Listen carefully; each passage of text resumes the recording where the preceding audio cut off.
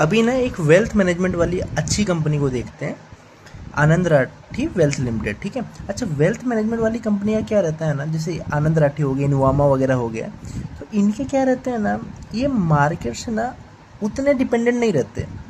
जैसे देखो, अगर आज आप ब्रोकरेज वाली कंपनियां देखोगे, CDSL NSDL वगैरह देखोगे, कैम्स वगैरह देखोगे, ठीक है, ये सब ना आपके स्टॉक मार्केट पे डिपेंडेंट रहते हैं। जैसे जैसे आपका निफ्टी चलेगा वैसे वैसे ये कंपनियां चलती हैं, क्योंकि पब्लिक इन्वॉल्वमेंट इसमें, रिटेलर का इन्वॉल्वमेंट ज़्यादा रहता है।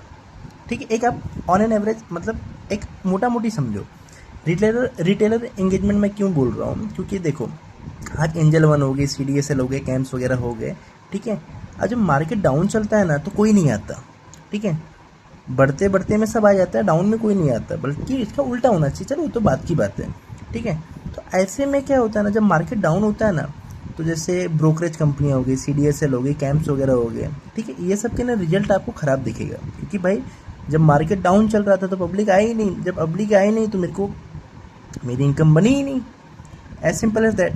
लेकिन जो वेल्थ मैनेजमेंट वाली कंपनियां होती हैं ना, इसमें जो इनके जो क्लाइंट्स होते हैं ना, HNI, अल्ट्रा HNIs वगैरह होते हैं, 5 करोड़, 10 करोड़, 100 करोड़ के लोग होते हैं। तो ये लोग ना मैच्योर लोग होते हैं, ये लोग समझते हैं। उल्टा ना ये जब मार्केट घटता है ना तो और पैसे देते हैं। इसकी वजह से ना देखोगे ना, इनकी जो इनकम रहती है ना, वो रिकरिंग इनकम रहती है, मोर ऑफ कि भाई आज उनके ट्रांजेक्शन बेसिस पे इनकम नहीं रहते। जैसे आज एंजल वन वगैरह वाले के हो गए, ब्रोकरेज वाले के, CDSL वगैरह के हो गए, उनके ट्रांजेक्शन वाइज उनकी इनकम रहती है, लेकिन इनके ना फिक्स इनकम रहती है, रिकरिंग इनकम रहती है। तो ऐसे कंपनियों को ना मार्केट गिरता है ना तो भी ज़्यादा कुछ उतना फ़र्क नहीं पड़ता। इसीलिए आप देखोगे ना, ऐसी कंपनियों को ना जो पी मिलता है ना, हालांकि ये पी तो अपन देखते ही नहीं है, लेकिन फिर भी अगर आप हिस्टोरिकल भी पी देखोगे ना, तो ऐसी कंपनियों को ना जो प्रीमियम मिलता है ना, वो ज़्यादा कमांड करती है एज़ कम्पेयर टू भाई जो मार्केट लिंक कंपनी है। मार्केट लिंक कंपनियाँ जो होती है ना, उसमें मार्केट कभी उसको प्रीमियम देता ही नहीं है।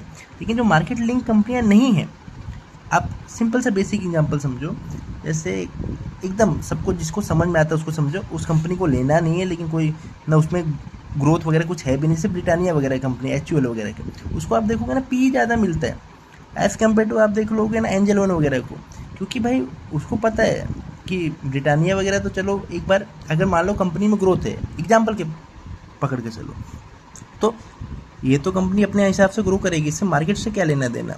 लेकिन जहाँ एंजल वन वगैरह की बात हो गई, उसमें क्या होता है कि मार्केट घटेगा तो ये कंपनियों में भी पब्लिक आएगी नहीं, तो ये कंपनियों का भी घटेगा, इसकी वजह से बाजार उनको ज़्यादा पी नहीं देता। लेकिन ऐसी कंपनियों में क्या होती है ना, वेल्थ मैनेजमेंट में क्या होती है ना, इनको बाजार पी तगड़ा देता है, ठीक है। ये तो हिस्टोरिकल पी है, इसके तो अपन बात ही नहीं करेंगे।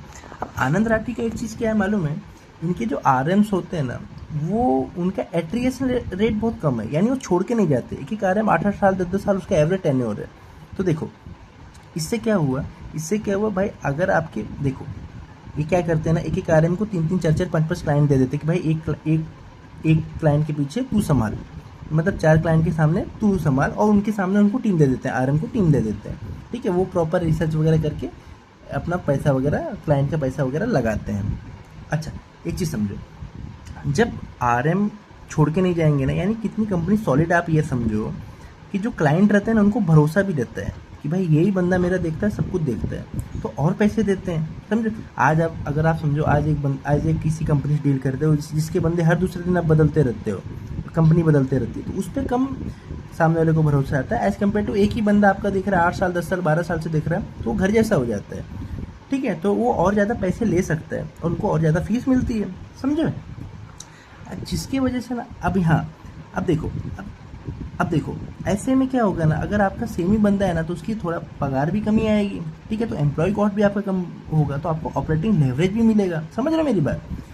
तो इसकी वजह से ना उनको दोनों तरफ बेनिफिट होता है, इनको सामने इनकम भी ज़्यादा आती है, उनको देना भी कम पड़ता है। अगर आज एट्रिएशन रेट ज़्यादा रहेगा, पब्लिक छोड़ छोड़ के जा रही है, तो उनके पीछे का कॉस्ट बहुत ज़्यादा रहता है, समझो। उनको सिखाना, उनको समझाना, उनको हायर करना, बोनस वगैरह देना, वो सब की बात है। अगर पुराने लोग रहेंगे, आज सोचो ना, आज आप देखोगे अगर कोई एक इंसान एक कंपनी में लगा रहता है तो उसकी सैलरी 5%, 10% से बढ़ती है, लेकिन अगर वो कंपनी चेंज करते रहता है तो 20%, 30%, 40% का ग्रोथ लेके चलता है, ठीक है। तो कंपनी के पर्सपेक्टिव से सोचो, अगर नया बंदा है उसको ज़्यादा देना पड़ेगा, पुराने बंदे को कम देना पड़ेगा, ठीक है। उस वजह से आप उस लॉजिक से समझोगे तो उसको ऑपरेटिंग लेवरेज भी मिलता है, ठीक है। अब देखो ये कंपनी क्या है ना, इसका बिजनेस मॉडल सॉलिड है, ये बात तो आपको मानना पड़ेगा, बिजनेस मॉडल सॉलिड है, उसमें कोई दिक्कत नहीं है। अभी देखो ये लास्ट ईयर इन्होंने क्या गाइडेंस दिया था ना, ये कौन कॉल है भाई, मैं सिर्फ कौन कॉल देखता हूँ, कहीं और कुछ और नहीं देखता, क्योंकि भाई मैं सिर्फ मैनेजमेंट की सुनना चाहता हूँ, ना कि कोई सो कॉल्ड एक्सपर्ट वगैरह की। ठीक है, इन्होंने क्या बोला कि भाई 25-26 में हम रेवेन्यू गाइडेंस आपको दे, ये लास्ट ईयर का कौन कॉल है by the way, 1175 crore revenue guidance achieve करेंगे और पैड गाइडेंस इन्होंने रखा 375 करोड़। अभी हम देखेंगे जो लास्ट ईयर इन्होंने जो बोला क्या वो किया, 1175 रेवेन्यू गाइडेंस 1200 किया, यानी जो बोला उससे ज़्यादा किया। पहला चीज़ पैड ग्रोथ का भी, मतलब पैड गाइडेंस भी देखते हैं, 375 करोड़, क्या 375 करोड़ आया है, 500 देखो 391 करोड़ आया, ये आपका पैट है नेट प्रॉफिट। ठीक है, यानी कंपनी ने जो बोला वो किया। तो अभी हमको ना इस कंपनी में कॉन्फिडेंस आ जाएगा। कॉन्फिडेंस क्या आएगा भाई, कि आगे जो कंपनी बोल रही है ना वो करेगी, इसको हमको कॉन्फिडेंस आ गया, क्योंकि पहले जो बोली थी ना वो कंपनी ने किया।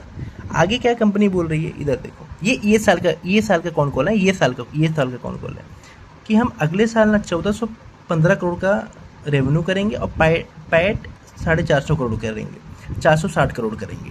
ठीक है, अभी देखो, अभी आज कंपनी कितना कर रही है, आज कंपनी कर रही है 1208, दिख रहा है 1208 इधर है ना, 1208 से ये कितना जाएंगे, 1415 करोड़, यानी देखो 1208 से ये कंपनी 1415 करोड़ पे जाएगी।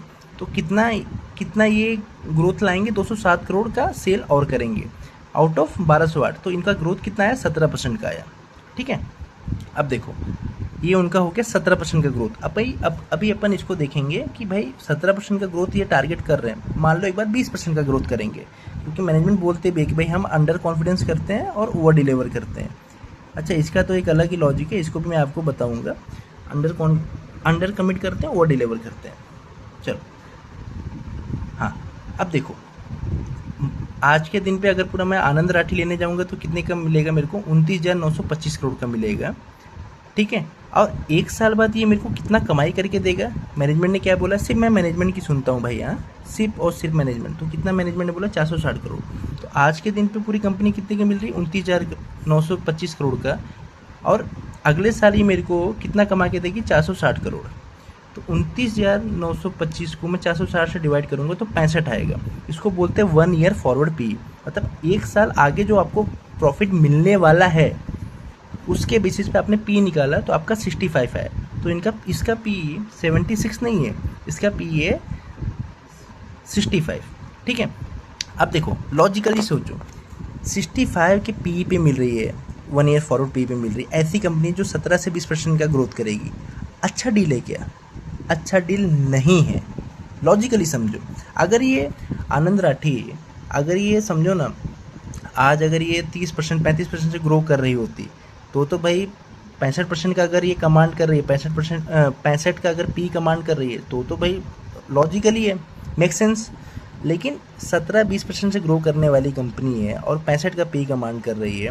क्यों कमांड कर रही है, क्योंकि उसका बिजनेस मॉडल सॉलिड है। लेकिन बिजनेस मॉडल सॉलिड है तो अपने को भी तो अपना देखना है, तो लेकिन अपने लिए एज ऑफ नाउ ये आइडियल डील नहीं है, क्योंकि देखो ना इसका पैक रेशियो कितना बन रहा है, 65 फॉरवर्ड पी है, उसको डिवाइड बाय ग्रोथ से करोगे तो आपका 3 से 4 का पी बन रहा है, 3.5 भी पकड़ लो तो भी थोड़ा सा ज़्यादा होता है। ऐसी कंपनियां जो सिर्फ 17 से 20% ग्रो करी, अगर ये कंपनी 30 से 35% ग्रो करती तो इतना पैक रेशियो ओके है, चल जाएगा।